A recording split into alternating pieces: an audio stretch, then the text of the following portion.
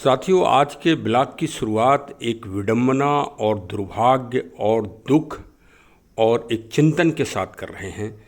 ये मंथन है।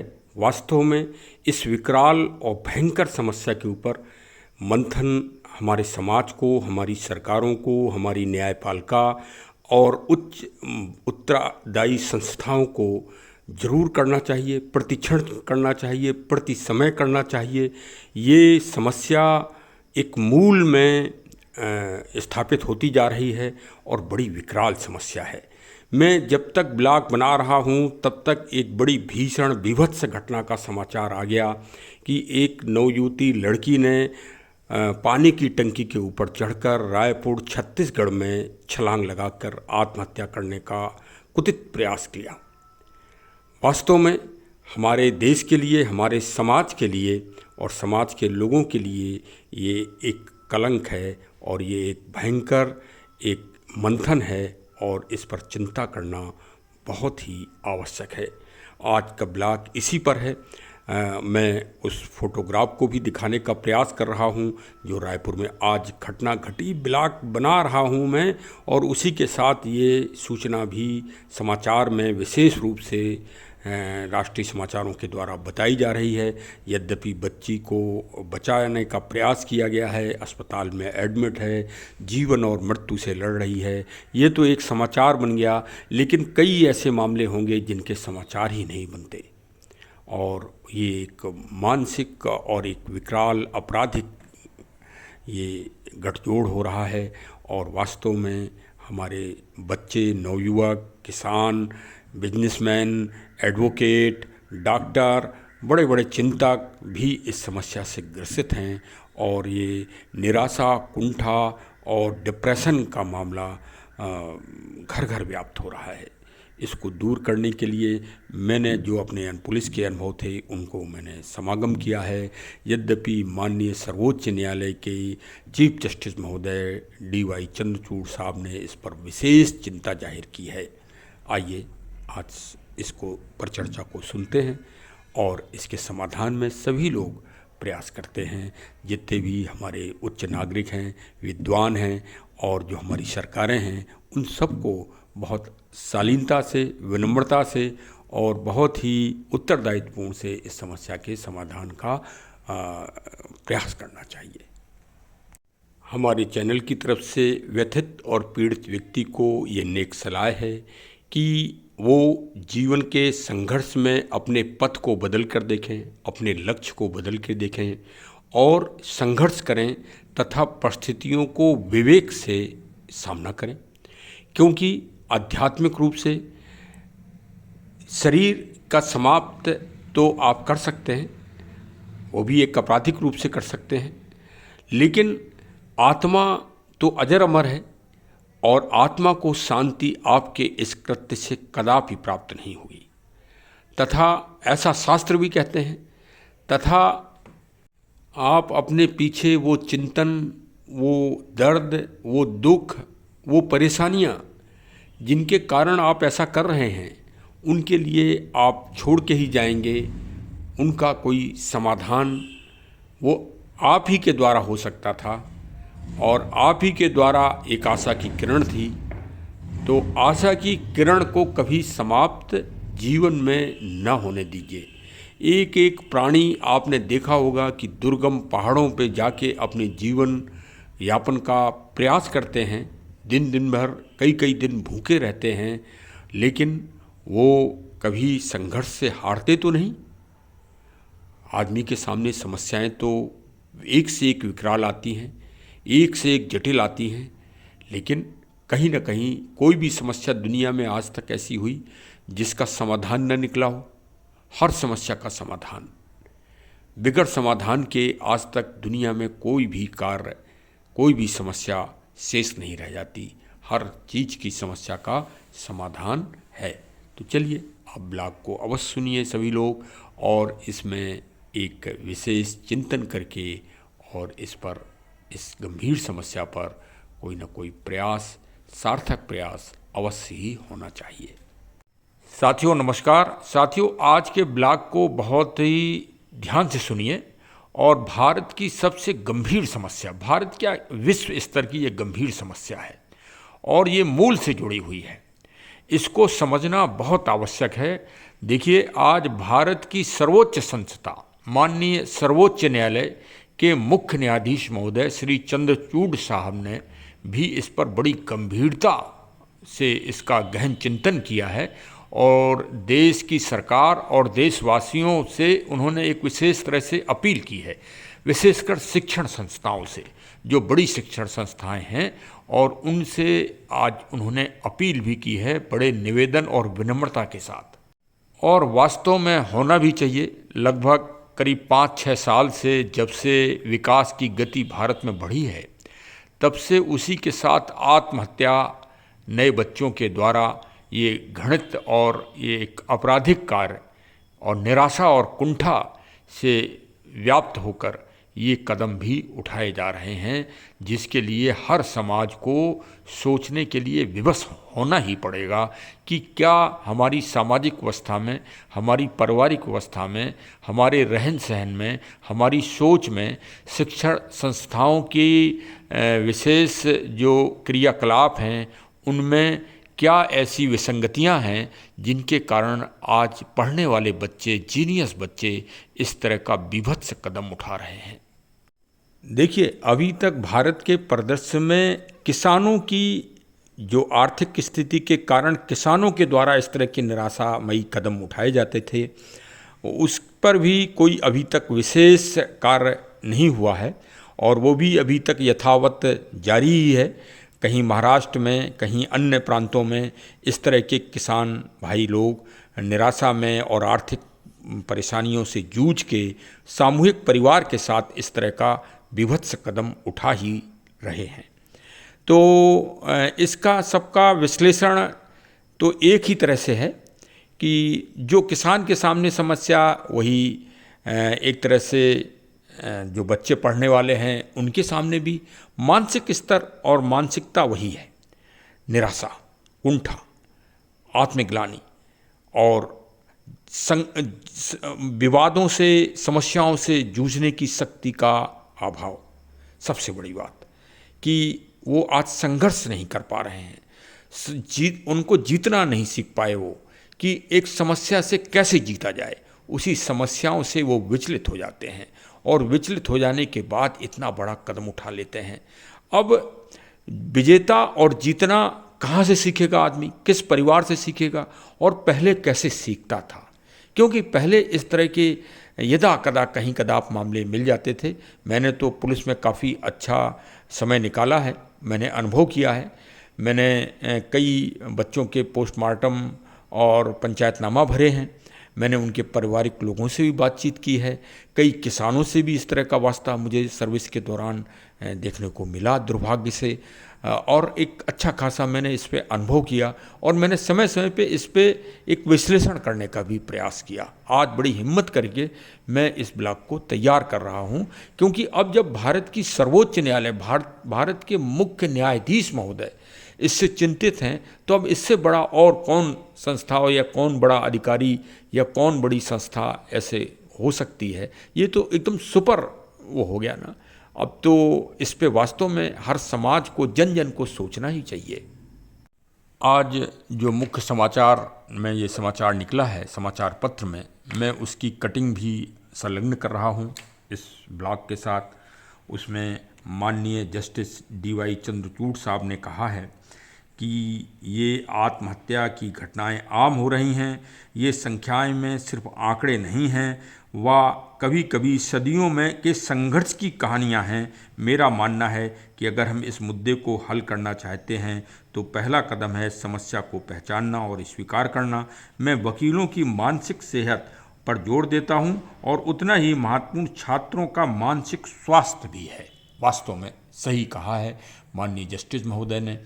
और इस विभत्स समस्या से ग्रसित 2 उदाहरण सामने रखे गए हैं। एक तो गुजरात में, गुजरात के छात्र हैं, प्रथम वर्ष के दर्शन सोलंकी बेटे थे और इन्होंने 12 फरवरी को, ये IIT बॉम्बे के छात्र थे और उन्होंने इस तरह का कदम उठाया। और दूसरे हैं राजस्थान कोटा, कोटा जो बच्चों की एकदम नर्सरी हो गई है और सभी जीनियस बच्चे वहाँ जाते हैं पढ़ने के लिए।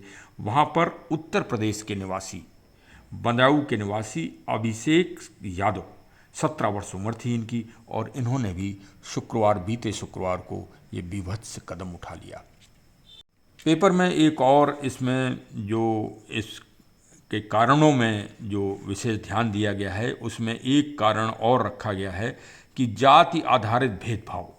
तो इस पर भी माननीय जस्टिस महोदय ने अपना विचार दिया है कि रूढ़वादियों को समान बनाने जैसे बुनियादी चीज़ें हर संस्थान में बंद करनी चाहिए, वास्तव में बंद होनी चाहिए। सबसे पहले तो सरकारों को ही करना चाहिए इस पे जो विशेषकर एक तरह से रिजर्वेशन और इस सब में जो बांट दिया है समाज को, तो इस पे वास्तव में विचार होना चाहिए, एक समान व्यवस्था होना चाहिए भाई। तो तभी तो जाति भेदभाव खत्म होगा, क्योंकि जब फार्म भरते हैं तभी इसकी शुरुआत हो जाती है कि कौन किस जाति का है भारत में। तो ये तो बहुत अच्छा विषय है, इस पर तो बिल्कुल समाप्ति कर देना चाहिए।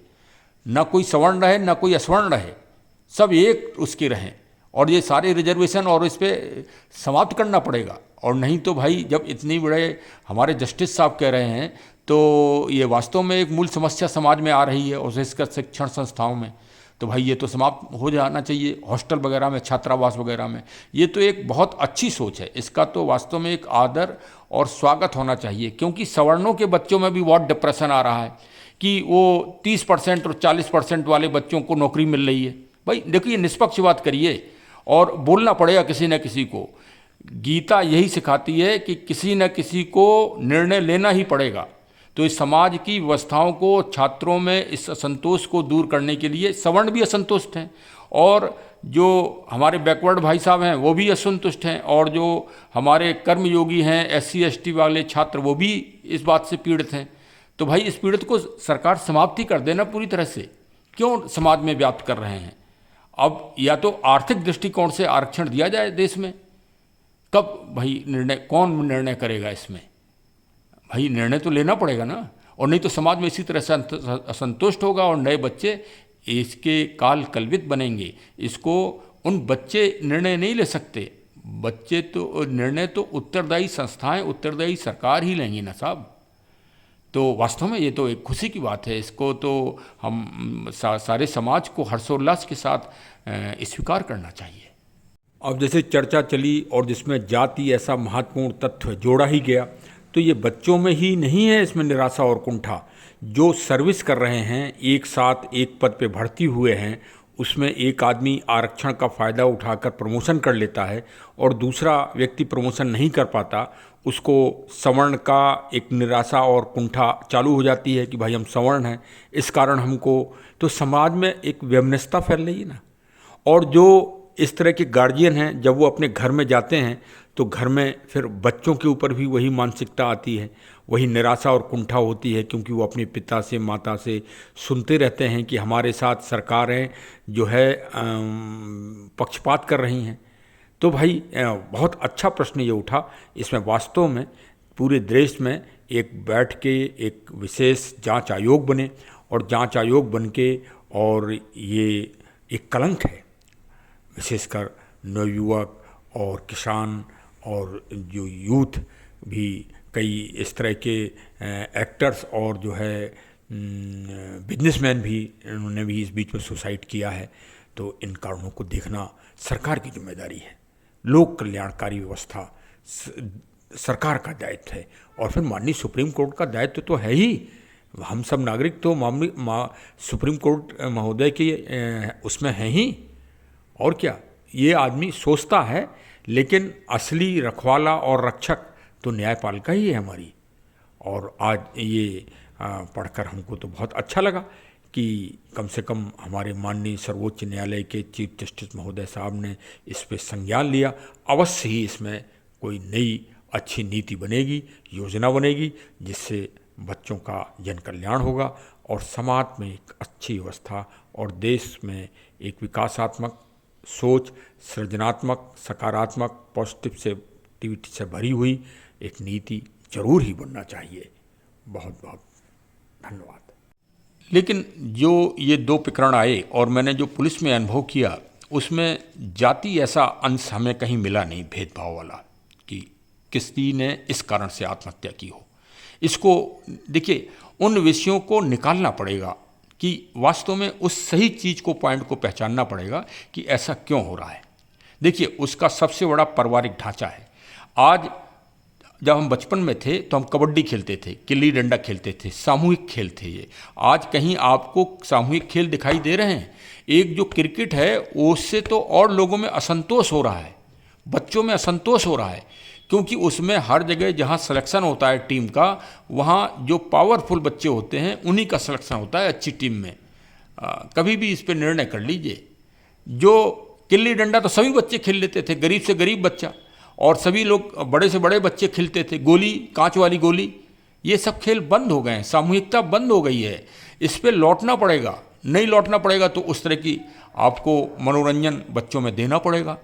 अच्छा, अब ये बताइए, बाबा दादी, नाना नानी के पास अब इतना टाइम नहीं, क्योंकि संयुक्त परिवार भी नहीं है, भी नाना नानी दादा दादी, तो कोई बम्बई में रह रहा है और बच्चे बम्बई में रह रहे हैं और नाना नानी गांव में अपना रह रहे हैं। तो कोई आज क्या कहानी सुना रहा है? कोई सुंदर जो है प्रभावित, इम्प्रेसिव, बड़े विद्वानों की जीवनियाँ, महान पुरुषों की जीवनियाँ, वो राजा रानी की कहानियाँ, वो एक तीर से लक्ष्य बनाने का काम, ये क्या बच्चे सीख रहे हैं? नहीं सीख रहे, नहीं सीख रहे साहब। वो आजकल तो मोबाइल हाथ में आ गए हैं सबके। देखिए, गहन बात पे चिंतन करना ही पड़ेगा। अब एक तरफ से गांव का, और गांव के बच्चे क्यों नहीं आत्महत्या कर रहे हैं, शहर के बच्चे ही क्यों कर रहे हैं? अब ये बताइए, कोटा में इतने जीनियस बच्चा था, वो आईआईटी बम्बई का बच्चा था, गुजरात वाला, ये तो जीनियस बच्चे थे ना, इन्होंने ऐसे क्यों कदम उठाए? देहात की अपेक्षा शहर के बच्चे ज़्यादा इस तरह कदम उठा रहे हैं। क्यों? क्योंकि वो शहर, उन्होंने कभी हारना नहीं सीखा। शहर के बच्चों ने कभी, उनकी डांट नहीं पड़ रही है आजकल शहर के बच्चों की। जो वो कर रहे हैं वो, क्योंकि माता पिता दोनों लोग सर्विस में चले जाते हैं और लड़का अपना बच्चा अकेला रहता है या तो सर्वेंट रहते हैं, तो वो उस पर हुकूमत दिखाता है। और जब वो शिक्षण संस्थाओं में पहुंचता है तो वहाँ अपने को बंधन महसूस करता है और एकदम जकड़ा हुआ महसूस करता है, और वो चाहता है कि यहाँ भी हमारी नीति चले, हमारा ही वो चले, क्योंकि वो कभी अपमानित नहीं हुआ बच्चे में। पहले तो बाबा दादी वगैरह कभी कुएं से पानी खींचना, बाल्टी खिंचवाना, बैलों को पानी पिलवाना, गाय को पानी पिलवाना, बकरी को पानी पिलवाना, ये सब काम बच्चे ही लोग किया करते थे। पूजा के सामान को धोना और साफ करना, झांकी सजाना, भगवान की सुंदर जन्माष्टमी पे, रामनवमी पे जो है श्रृंगार करना, ये सब बच्चों के काम थे। आज प्रायः बंद हो गए हैं साहब। यही कारण है कि बच्चों में असंतोष व्याप्त होता जा रहा है। पहले जो है माता पिता मंदिर जाया करते थे, बच्चों से दान करवाते थे, और जो गरीब लोग होते थे उनको भी दान करवाते थे। एक ये भी स्वस्थ परंपरा थी, जिससे उनको व्यवहारिकता का ज्ञान होता था बच्चों को, और वो एक सामूहिकता में रहते थे। ये देखिए, ऐसा नहीं कि किसी एक समाज में हो, ये हर समाज में गिरावट आई है। और जहाँ इस तरह का गिरावट नहीं है, लोग सामूहिक चीज़ों से जुड़े हुए हैं, वहाँ के बच्चे आज भी अव्वल हैं और संघर्ष कर रहे हैं। अब विशेषकर छोटे बच्चे पहले छोटे छोटे पौधे लगाते थे, कभी गेंदे के, कभी गुलाब के, कभी बैंगन के, कभी मिर्च के, उनमें पानी देना, उनको सेवा करना, ये भी एक बहुत बड़ा कार्य था प्रकृति से जुड़ने का। अब आजकल बच्चे तो मिट्टी से दूर हैं, फ्लैट में रह रहे हैं। फ्लैट क्या है? वो एक तरह से कैद खाना है। जेल का कमरा छोटा होता है, घर का जो फ्लैट होता है वो थोड़ा सा बड़ा होता है। उसमें 2 कमरे में आप घूम लीजिए, बस 2 कमरे के अंदर रह लीजिए, खिड़की भी बंद कर लीजिए, हवा भी नहीं आना है। तो भाई कुंठा और ये सब निराशा तो वहीं जन्म ले रही है ना, इन्हीं फ्लैट संस्कृति में ही ये जन्म हो रहा है। मानवर, इसको सोचना पड़ेगा, इस पे विचार करना पड़ेगा। अच्छा, आजकल स्कूलों में यद्यपि टीचर लोग प्राइमरी सेक्शन में कहानियाँ सुनाते हैं, लेकिन वो कहाँ की सुनाते हैं? विदेशों वाली, जैसे टिंकल टिंकल लिटिल स्टार। अब विदेशों की कहानियाँ भाई सुनते हैं तो अब न इधर के रहे न उधर के रहे। अरे भाई, ये बताइए, अब पंचतंत्र ऐसे महान जो है ज्ञानवान और प्रेरणात्मक और मोटिवेशनल कहानियाँ कहीं मिलेंगी, लेकिन आजकल कहाँ ये कहानियाँ पढ़ाई जा रही हैं? हाँ, विदेशों में पढ़ाई जा रही हैं, पूरे यूरोप में पढ़ाई जा रही हैं, पूरे अरब में पढ़ाई जा रही हैं, पूरे रसा में पढ़ाई जा रही हैं, जर्मनी में पढ़ाई जा रही हैं, संस्कृत भी पढ़ाई जा रही है। लेकिन भारत में ट्विंकल ट्विंकल लिटिल स्टार चल रहा है। तो भाई अब उसी तरह की संस्कृति यहाँ भारत में पल्लवित हो रही है। तो अब निराशा तो होगी होगी। मेरा ये सजेशन है, मैं पहले भी इसमें ब्लॉग बना चुका हूँ और आज पुनः दहाड़ के इस बात को कह रहा हूँ कि पंचतंत्र की कहानियों को भारत सरकार को, भारत के सर्वोच्च न्यायालय को हर प्राइमरी सेक्शन में अनिवार्य कर देना चाहिए।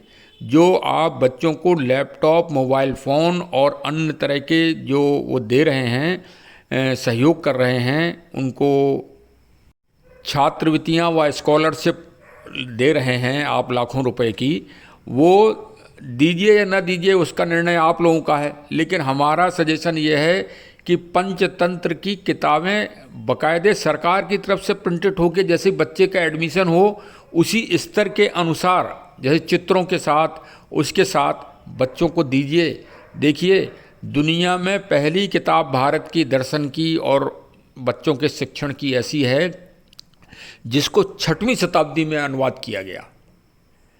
किसमें? ईरानी भाषा में, अरबियन भाषा में, फारसी भाषा में, 6वीं शताब्दी से, और लगातार आज तक उसका पूरी दुनिया में हर भाषा में उसका अनुवाद हो चुका है। लेकिन हम भारतीय घमंडी हैं और हम अपने मूल को छोड़ते हैं। ये हमारी आदत है, सारे भारतीयों की आदत है ये, हर समाज के लोग की, कि हम अपने मूल को छोड़ने की हमारी आदत है। अब इस पे फिर ब्लॉग बड़ा हो जाएगा, लेकिन मैं यही कहूँगा कि बच्चों को पंचतंत्र के मूल भाव से जोड़िए और वो मानसिक, जिससे बच्चों का डेवलपमेंट हो, साइकोलॉजिकल डेवलपमेंट होना ज़रूरी है बच्चों को, क्योंकि उसमें हारना भी सिखाया गया है पंचतंत्र की कहानियों में, और जीता कैसे जाए ये भी सिखाया गया है। वो बच्चों के लिए ही बनी है, वो बच्चों की मानसिकता को मजबूत करने के लिए बनी है।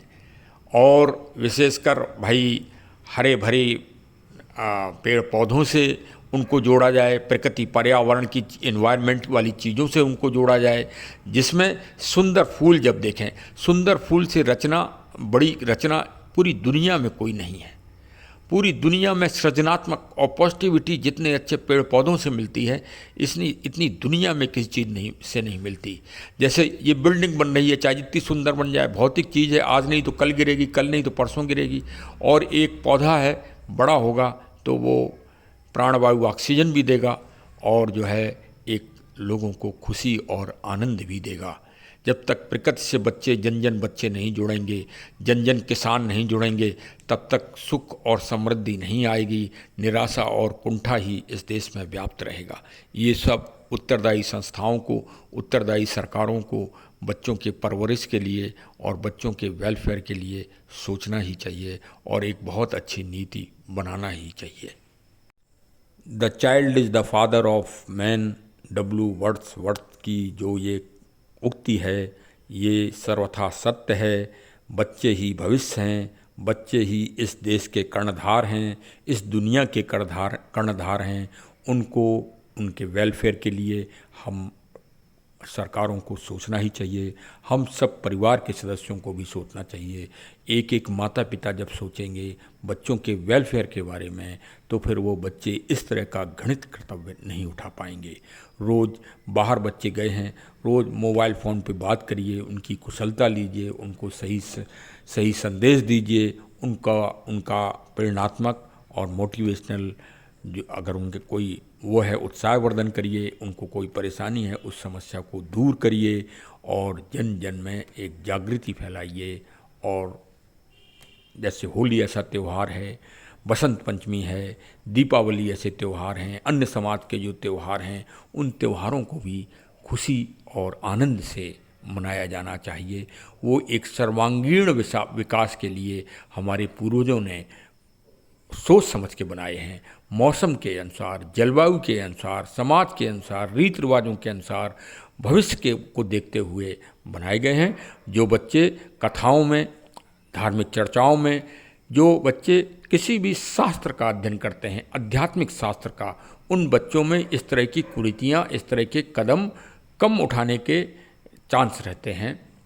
ऐसा मैंने अनुभव किया है पुलिस विभाग में कि जिनका परिवार, जिनका समाज धार्मिक कामों से और अच्छी सोच से प्रभावित है, वहाँ के बच्चों का भविष्य उज्जवल होता है।